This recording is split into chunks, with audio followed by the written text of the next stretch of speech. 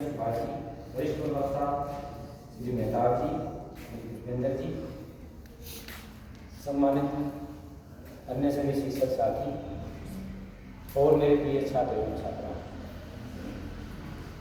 विद्यालय स्तर पर परीक्षा पर चर्चा विद्यालय के बोर्ड परीक्षा के सभी 10वीं और 12वीं के छात्र छात्राओं को दृष्टिगत रखते हुए प्लान की गई है। अभी मेरे से पहले सभी अध्यापकों ने आपको कुछ जरूरी टिप्स दिए हैं। मैं आशा करता हूं आपने ध्यानपूर्वक सुनी होंगी और आप बोर्ड परीक्षा में एग्जाम हॉल में बैठने के बाद उन सभी पॉइंट्स को ध्यान में रखेंगे सभी? उसी से संबंधित जो पॉइंट्स नहीं शामिल किए गए हैं मैं उनको आपसे अभी डिस्कस करूंगा।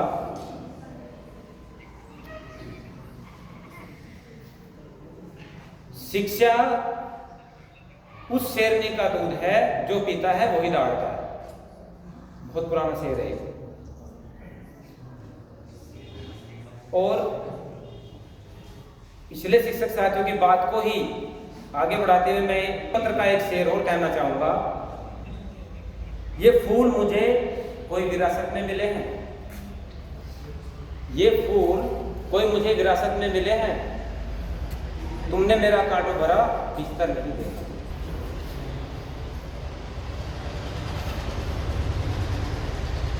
अभी अभी धीमान जी ने बताया पेपर के टाइम पर हम सहज मूड में रहते हैं, रिलैक्स। कौन रहता है? वो छात्र पेपर के दौरान रिलैक्स रहता है जिसने थ्रू आउट द ईयर मेहनत की हो।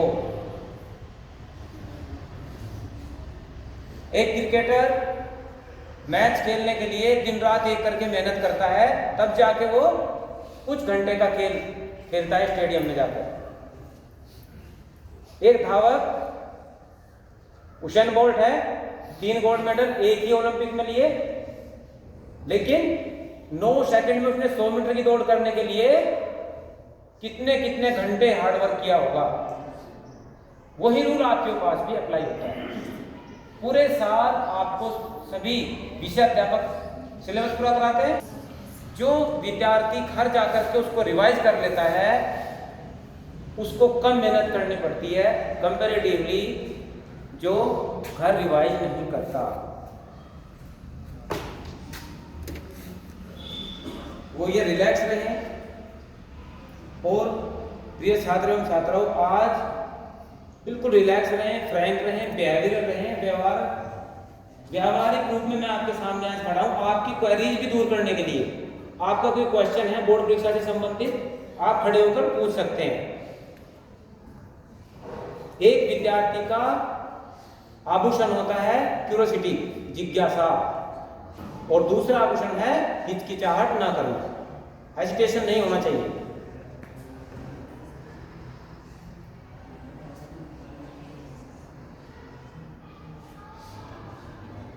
हार्डवर्क होता है एक होता है स्मार्ट वर्क। कौन सा बेहतर है? स्मार्ट वर्क बेहतर है। हार्ड वर्क तो एक मजदूर भी करता है, पूरे दिन फावला बजाता है। समझ में आ रहा है? स्मार्ट वर्क वो करता है जिसका टाइम मैनेजमेंट सही हो। टाइम मैनेजमेंट आपको सीखना है तो सभी छात्र एवं छात्राएं अपनी मदद से सीख सकते हैं। आप आपको बता देना कब कल का 7 बजे एग्जाम है, उससे पहले आपको समझ नहीं लेगा। आपको टाइम मैनेजमेंट अपने सभी विषयों को दृष्टिगत रखते हुए और अपनी इंटेलिजेंस को ध्यान में रखते हुए करना है।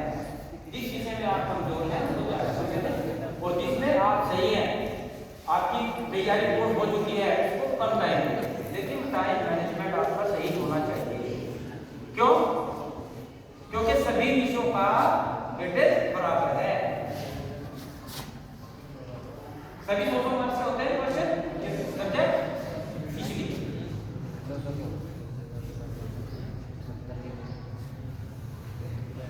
अन्य शिक्षकों ने जैसा आपको बताया है, सबसे पहले एग्जाम हॉल में स्ट्रेस में नहीं जाना, पेपर को केयरफुली पढ़ना है, सीरियल नंबर आपका मैच होना चाहिए। जो भी आंसर आप लिखने जा रहे हो, आप भले ही 25वां क्वेश्चन सबसे पहले बुक में लिखने जा रहे हो, लेकिन उसमें लिखना आंसर नंबर 25। उसी केसिंग जब एग्जामिनर करता है तो उसे उसी क्वेश्चन नंबर के सामने आपके मार्क चढ़ाने पड़ते हैं। समझ आ रहा है? आपका सीरियल नंबर आपके आंसर राइटिंग से मैच होना चाहिए। जो कुछ क्वेश्चन में पूछा गया है वही लिखें। आप इधर उधर की बातें ज्यादा लिखते हो। कुछ तो बच्चे हमने कॉपी चेक की और ऐसे देखे हैं, वो तो पता नहीं क्या लिखा रहता है, उससे इरिटेट होता है एग्जामिनर। हमारे बच्चों की बहुत बढ़िया एक बात है, कॉपी खाली छोड़ के घर चले जाते हैं। जब आप एग्जाम हॉल में इन होते हो तो एक बार जरूर अपने आप से पूछें, आप यहां क्यों हैं? WH family, why, what, when, where, how. इस चीज को ध्यान में रखेंगे। आपको रिप्लाई फिर अपने आप से रिप्लाई लेने की कोशिश करना। आप एग्जाम हॉल के अंदर क्यों हैं? पूरे साल की मेहनत का निचोड़ देने के लिए ना। और आप अगर कॉपी खाली छोड़ के घर जाएंगे तो एग्जामिनर किस चीज पे मार्क्स देगा आपको? कोई तरीका है पास होने का? मैं आप लोगों से ये अपेक्षा करता हूं, अभी प्री बोर्ड एग्जाम है आपके, कब से हैं? 13 से। तो प्री बोर्ड में जितने हमने आपको पॉइंट दिए हैं ये सारे अप्लाई, जितने रूल्स आपको भी बताए हैं, टिप्स आपको दिए हैं सभी शिक्षकों ने, वो अप्लाई होने चाहिए प्री बोर्ड में। आप इसको बोर्ड समझ के एग्जाम को दें।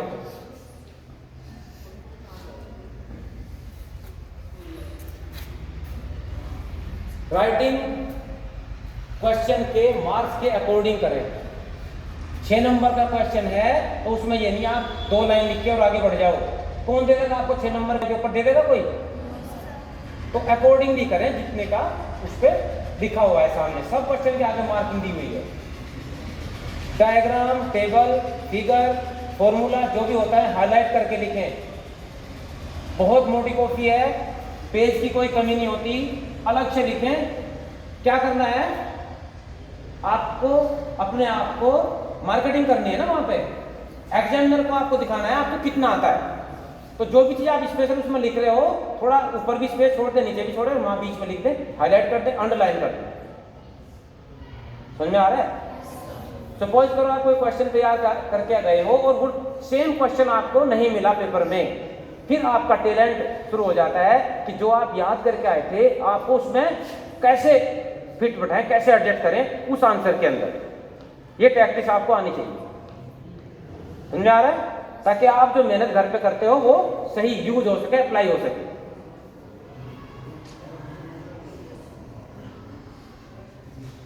जो टिप्स आज आपको दी जा रही हैं, अगर एक एवरेज स्टूडेंट उनको यूज करेगा अच्छे मार्क्स हासिल कर सकता है, मैं दावे के साथ कह सकता हूं। और एक बेस्ट स्टूडेंट अगर इन चीजों को फॉरगेट करेगा, ये मिस्टेक्स करेगा, तो वो ठोकर खा सकता है अच्छे। आप भले ही एवरेज स्टूडेंट हो क्लास में, लेकिन इन चीजों को ध्यान में रखेंगे तो आप अच्छे मार्क्स हासिल करेंगे।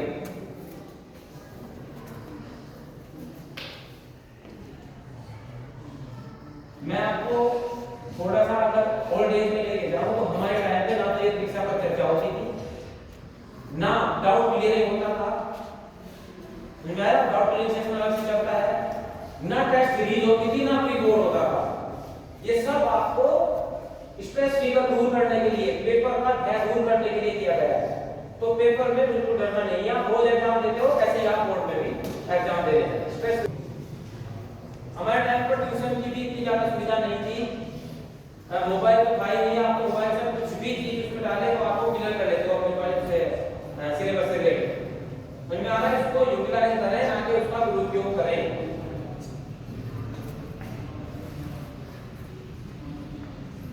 एक बार संकल्प लेकर अगर आप एग्जाम हॉल में जाएंगे कि मुझे पास होना है, और आज से भी अगर आप मेहनत करना शुरू करेंगे तो संकल्प का कोई विकल्प नहीं होता, आपको फेल कोई नहीं कर सकता। पुराने टाइम में बहुत हार्ड मार्किंग होती थी, आज की डेट में स्टूडेंट फेवर मार्किंग होती है। में लिखो तो खाली छोड़ के कोई भी प्री बोर्ड में कॉपी घर नहीं जाएगा। स्पष्ट है सभी को? पीडीएफ हमने इसीलिए रखी है तो कॉपी आप लोगों को भी दिखाई जाएगी, आपके पेरेंट्स को भी दिखाई जाएगी। आप क्या करते हो, कितने का तुम्हें तीर मारते हो।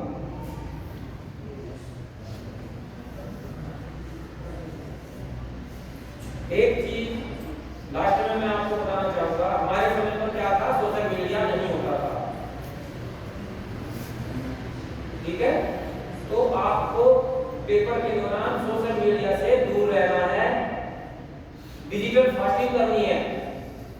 No WhatsApp, no Facebook, no Insta, कोई ईमेल नहीं, कोई व्हाट्सएप, सिर्फ अपनी पढ़ाई के ऊपर फोकस करना है। समझ आ रहा है? जैसे कि आपको श्री भूपेंद्र ढाका जी ने बताया है, चिंतन करना, अपने आप को टेस्ट करना है, कोई इंपोर्टेंट फॉर्मूला आपको याद करना है कभी भी आप, क्योंकि सबके घरेलू वर्ग है सभी के पास, ग्रामीण क्षेत्र से संबंधित लोग से नहीं और बच्चे हमारे, तो बीच में जैसे आप काम से फ्री हुए आकर के बिना किताब खोले हुए जो आपका रिवाइज किया हुआ उसके बाद चेक करके देखो मुझे आता है नहीं। कभी भी आप एग्जाम हॉल में उसको बोलेंगे नहीं। समझ आ रहा है? बीच बीच में अपनी पेपर की तैयारी को चेक करते हैं। परीक्षा के ऊपर चर्चा में इतना ही शामिल था। मैं सभी शिक्षकों का धन्यवाद प्रेषित करना चाहूंगा, आभार कि अच्छा प्रबंध यहाँ पे किया गया और सबने अपने अपने हिसाब से अपनी टैलेंट के अकॉर्डिंग अपने पॉइंट्स आपको दिए। धन्यवाद।